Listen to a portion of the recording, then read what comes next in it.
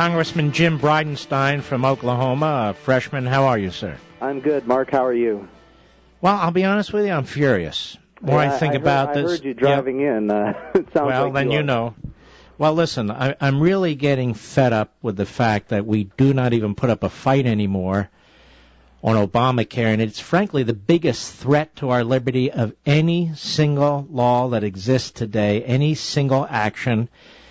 You and Congressman Tim Hulskamp are circulating a letter among the Republicans in the House. Can you tell us about that?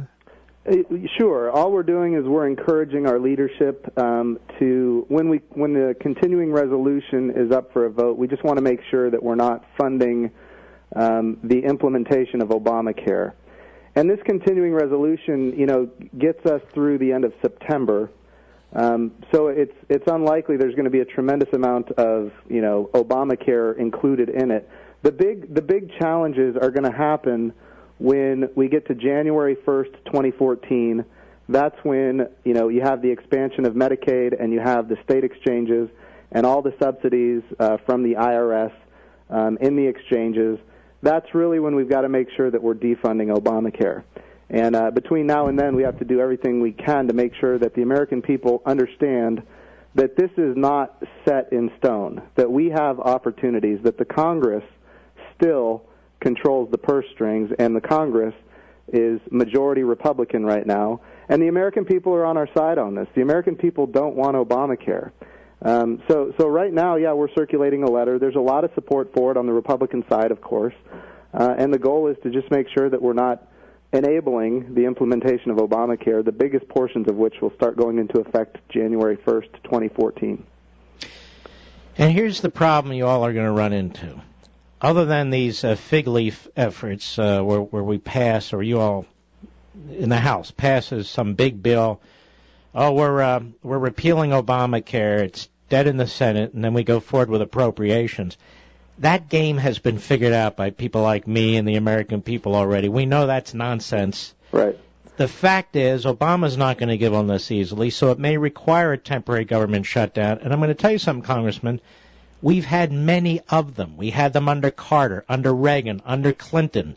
Right. George W. Bush, unfortunately, wouldn't take on the Democrats. Well, frankly, wouldn't take on his own Republicans. Well, frankly, he was spending wildly. But all that said, we don't seem willing to do that with the most profligate spender in human history. And until we're prepared to do that, right. I don't think we're going to be able to start defunding this monstrosity. Absolutely. So, when you think about negotiating, what's the number one rule of negotiating?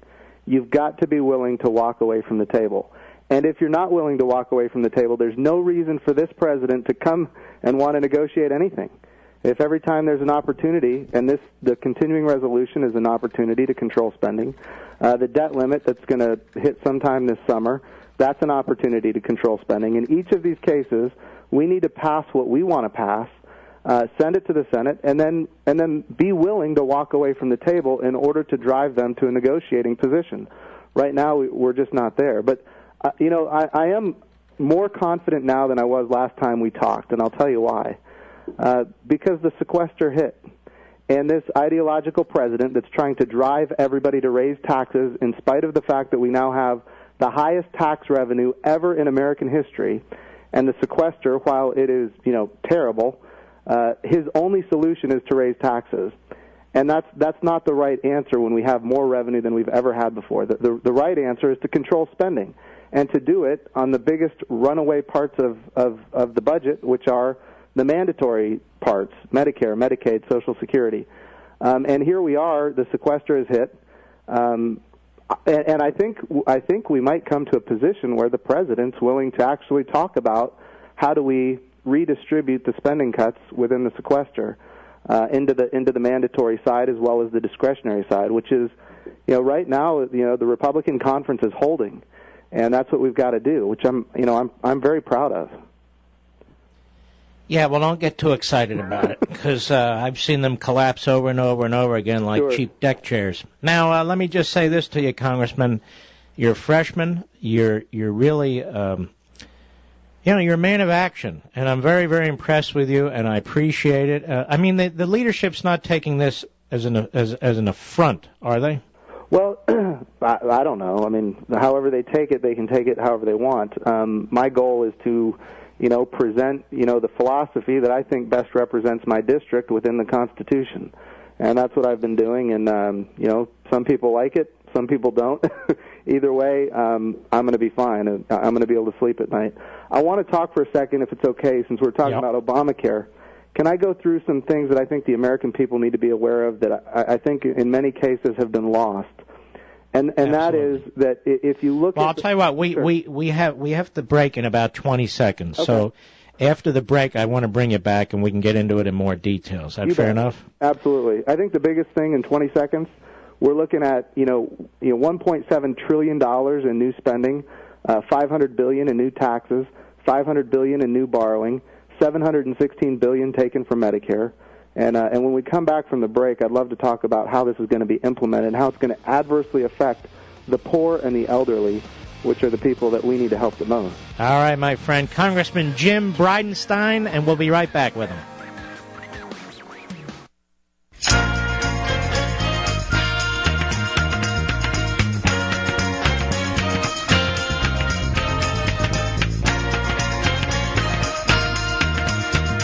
Some people talk about the Tea Party. We are the Tea Party. Call in now, 877-381-3811. A letter circulating encouraging the Speaker of the House and the Majority Leader, that would be Boehner and Cantor respectively, to make sure that when the continuing resolution issue comes up in a few weeks, that there are efforts made to defund Obamacare in any relevant way possible. And the letter is being circulated by Congressman Jim Bridenstine, who is a freshman Republican from Oklahoma, and Tim Huelskamp of Kansas. All right, Congressman, you were going to tell us the effects of Obamacare now. Okay, sure. So let's say you're 37 years old and you're healthy, and you'd like to have an insurance policy that has a high deductible, low premium, because you want to save money. And for example, you're willing to accept $1,000 worth of risk. You're willing to pay out of pocket up to $1,000 for your health care during the course of the year in order to get a lower premium because you want to save money. And this is a good policy, because what this means is that you're not going to overutilize the system and drive up the prices for medical care, which would, of course, adversely affect, the people who need the medical care the most, which would be, senior citizens.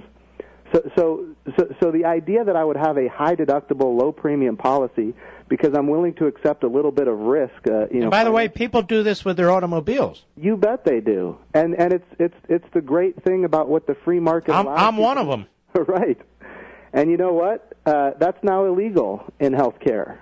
If I have that kind of policy, it doesn't conform to what the president requires of me. So I'm going to have to pay a penalty. And that penalty is going to be 2.5% of my income. So if I make, say, $50,000 a year, I'm going to pay a penalty of $1,250 every year I have the policy that I want, given my situation. If you have too much insurance, well, that's not conforming with what the president wants you to have either. So you're going to have to pay a penalty too. We all have to buy insurance that perfectly conforms to what the president wants us to have, and if we don't buy that insurance, then we're going to have to pay penalties. And the Supreme Court has ruled that those are taxes. So now we're going to have to pay taxes, and that insurance that conforms to what the president wants you to have includes abortion-inducing drugs, which is antithetical to the religious beliefs of a lot of people in my district. And it's antithetical to the First Amendment of the Constitution, which allows us, to practice whatever faith we like. So these policies... Hold on, I just want to slow down. So in other words, Obama and company are making religious, social, and political decisions, incorporating them into these government-imposed private policies, and if we do not purchase them, we are going to be punished through a tax. Is that your point? That is exactly it. And talk about, And by the way, what if I'm an individual guy and I don't need abortion-inducing drugs, as a practical matter, and I don't want my policy to cover that? Well, it's too bad. You're going to have to pay for that. And oh, by the way, within the exchanges that are going to be created by the states, and the state of Oklahoma, of course, is not setting up the exchange, we as taxpayers will be subsidizing. So even if you don't have a policy that has that, you're still subsidizing other people to pay for their abortion-inducing drugs. And I want to talk for a second about why it doesn't work anyway. Even though these penalties are going to be enforced, if your penalty is, let's say you make $50,000 a year, your penalty is $1,250, 2.5% of your income. The insurance that conforms to what Obama wants you to have is going to be $7,000 a year. So your options are pay the $1,200 or pay the $7,000. What are most people going to do? They're going to pay the $1,200 because it's in their economic interest, and under Obamacare, they can't exclude you for a pre-existing condition, which means you can pay the penalty, which saves you money. Then when you get sick or you get into a car accident, you can go to the doctor, get the insurance that you need at the doctor's office, get the care you need, and then ultimately when you get healthy again, you can drop yourself from the health insurance and pay the penalty again. So under this plan, and this is the main point, the only people that will have health insurance are the people who are sick.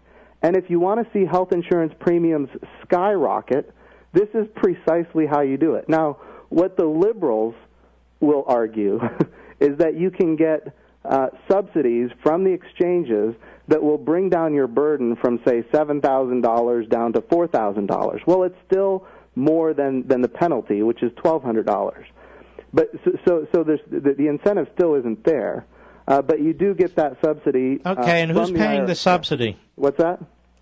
But we, the taxpayer, paying that too. Yeah, not only that, but and then the person who has health care has to prove to the IRS every year when you do your taxes, you have to prove to them that you have the insurance that conforms to what the president wants you to have. And if you can't prove that, then guess what? That's how they assess your penalty. And if you can prove that you have, the insurance, then you're going to get the subsidy through the IRS with the tax credit. So here you have the IRS enforcing health insurance, and I heard you talking earlier about the fees levied by the IRS. The IRS should not be involved in our health care in any way, which is why Obamacare, and I understand, I'm not sure where they are on this now, but originally they were talking about having 16,500 new IRS agents in order to enforce this law.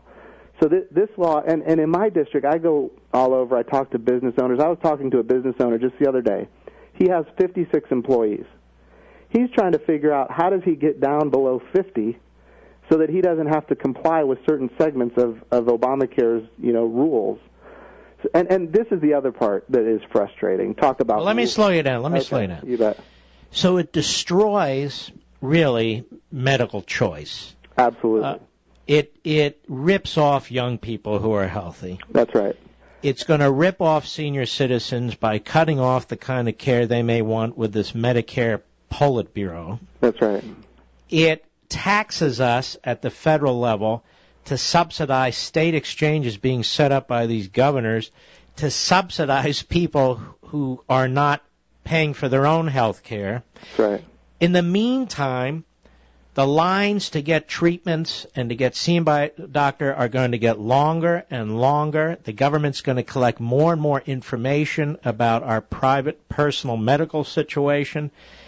I don't see where this does anything that's positive. No, and if you look at, all the new taxes, you've got $500 billion in new taxes and fees, everything from medical devices to pharmaceuticals to real estate, capital gains, even payroll taxes, things that have nothing to do with health care, all these new taxes, and it's still not enough. So it requires $500 billion in new borrowing. And this is the other important thing. Every time we as a nation borrow money, right now we're not borrowing money from China the way we used to. Don't get me wrong, they're still lending us money. But most of the money that we're borrowing it from the Fed. They're buying our bonds with newly printed money. And when you do this, you do a number of things. You drive up the price of the bonds. The coupon stays the same, so interest rates are lower than they otherwise would be because the price of the bond is higher. So you keep interest rates artificially low. So if you're a senior on fixed income, let's say, you've worked your whole life, you've saved money, and now you're trying to retire, and you can't get any yield. You can't get any return on your investment. So a lot of seniors right now can't retire. A lot of seniors who are retired are coming out of retirement because of this policy where we have these trillion-dollar deficits. We print the money to buy the bonds, artificially lowering the interest rate. Seniors can't retire, so they're squeezed on the income side because they can't get the interest rates that they otherwise would be able to get in a free market. And on the other side, apart from not having the income they could otherwise have, prices are going up. Prices are going up on food. Prices are going up on gasoline, the cost of housing. The biggest parts of our budget, especially if you're poor or if you're a senior, the biggest parts of your budget, the prices on those items are all going up. And I saw Ben Bernanke the other day testifying before the Finance Committee in the House of Representatives, and he's saying that, inflation is low and it's stable. But the consumer price index that the Fed uses doesn't include the price of food or the price of gasoline or the price of housing, which are the biggest parts of our budget, and those are the items that are going up. And this policy is all created by the copious amounts of spending that this president is doing, and Congress in many ways is enabling it. And all of this spending has to be paid for with borrowing, but we're not borrowing, we're printing. And these are the policies that are adversely affecting the seniors on fixed incomes and the poor that are among us. And we as conservatives, we need to be saying, look, our heart is for the poor. And keeping people poor and then creating new government programs to try to get them out of poverty, that's not the way to fix it. The way to fix it is to allow the market to grow so that more people can get jobs, so that seniors on fixed incomes can get the yield that, would be, available in a free market that wasn't, manipulated by these huge deficits by the federal government and all this printing of money by the Federal Reserve Bank. So, there are a lot of things we as conservatives need to be talking about to win these arguments, about how these policies are, President Obama, he acts like he is the president of the middle class and the poor and the senior citizens, and he is absolutely the opposite. His policies are punishing those people more than any other previous president, and yet he's winning their votes. And that's what's frustrating for me as a Republican. We as Republicans need to be standing up, and we need to be saying, look, these policies are crushing the people that Barack Obama purports to want to help the most. And, of course, as soon as, people are destitute, the president immediately attacks the free market, saying that the free market has failed. We're going to create another government program to help this group of people for this reason. So the Republican Party needs to find its voice, and its voice needs to say the free market is the way to help the people that need the help. And these government programs that create trillion-dollar deficits, this is no way to help those folks. All right, my friend. Let me tell you, that was a great 15 minutes. Absolutely superb. Well, I appreciate you, Mark, so much for doing what you do, and I just ask you to keep the fight going. Our country, don't give up on us yet. We can still turn this around. Well, you're doing a great job. You've only been there a few months. Just keep at it, and we'll be watching, Jim. God bless you, my friend. All right, Mark. God bless you.